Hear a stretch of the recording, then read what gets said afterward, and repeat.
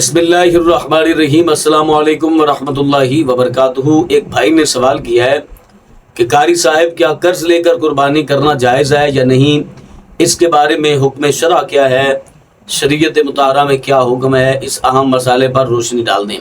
تو آج ہم اس موضوع پر گفتگو کرنے جا رہے ہیں کہ کیا قرض لے کر قربانی کرنا جائز ہے یا نہیں، لیکن اس سے پہلے گزارش ہے کہ اگر آپ نے ابھی تک چینل سبسکرائب نہیں کیا تو اس چینل کو کر لیں سبسکرائب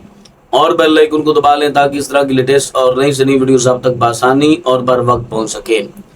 عید قرباں آتے ہی اس طرح کے سوالات آنا شروع ہو جاتے ہیں کہ کیا قرض لے کر قربانی کرنی چاہیے یا نہیں کرنی چاہیے۔ دیکھیں، کوئی شخص ہے، اس کا کاروبار اچھا ہے، بزنس اچھا ہے، جاب اچھی ہے، نوکری اچھی ہے، اور اسے اس بات کا علم ہے کہ عید کے بعد جتنے کی میں قربانی کر رہا ہوں اتنے پیسے بآسانی میں جس کا قرض ادا کرنا ہے اس کو ادا کر سکتا ہوں، اور کسی قسم کی پریشانی بھی نہیں بنے گی، کسی قسم کی مشکلات کا سامنا بھی نہیں کرنا پڑے گا، تب جا کر اس پر قربانی واجب ہو جائے گی، اور اسے چاہیے کہ وہ قربانی کرے۔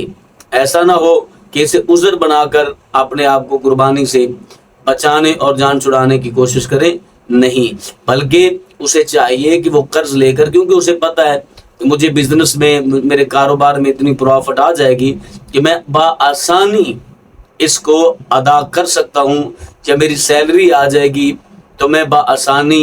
حسب وعدہ، جس کے ساتھ وعدہ کیا ہے وعدہ خلافی بھی نہیں ہوگی، اور اس کے پیسے بھی اس تک پہنچ جائیں گے۔ تو اس صورت میں وہ قربانی کرنا چاہے تو وہ کر سکتا ہے، ممانعت نہیں ہے، بلکہ اسے کرنی چاہیے۔